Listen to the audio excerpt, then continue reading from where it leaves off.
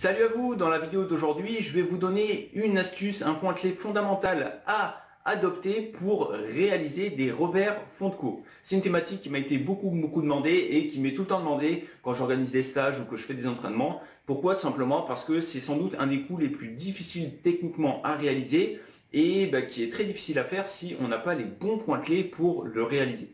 Donc dans cette vidéo, on va parler principalement de la prise de raquette, puisqu'il y a vraiment une méconnaissance vis-à-vis de la prise pour faire des revers fond de cours qui bloque beaucoup de joueurs et qui empêche finalement d'avoir une bonne amplitude et une bonne variété au niveau tout simplement des frappes.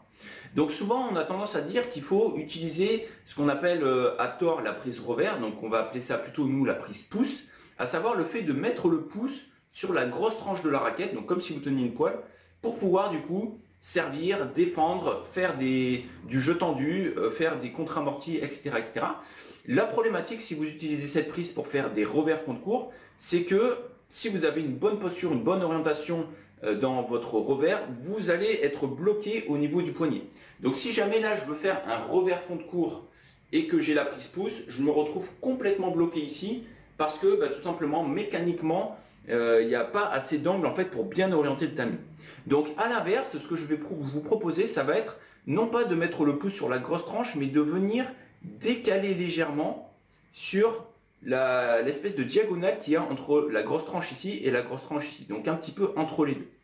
Et voilà, à peu près comme ça. Et donc là en fait, le gros avantage ici d'avoir ce pouce un petit peu sur la diagonale, c'est que quand vous allez faire votre revers, naturellement en fait le poignet sera bien positionné et vous n'aurez pas besoin de tordre le poignet pour bien orienter votre tamis.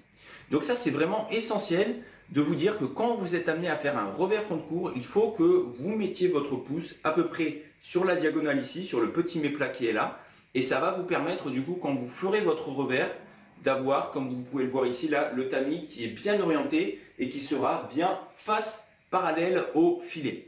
D'ailleurs, petite astuce par rapport à ça, une erreur commune sur les revers fond de cours, c'est de ne pas se tourner suffisamment. Il faut que vous ayez en fait le buste orienté complètement dos au filet. Donc il faut que vous soyez complètement dos au filet. Mais je reviendrai dessus plus précisément dans une prochaine vidéo sur le revers fond de cours.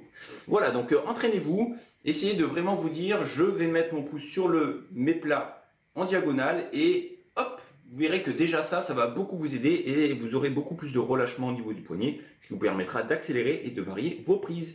Voilà, si vous voulez d'autres vidéos sur le revers fond de cours, mettez un petit like, abonnez-vous. Et puis je vous dis à très vite pour une prochaine vidéo et bonne pratique à vous. Ciao, ciao.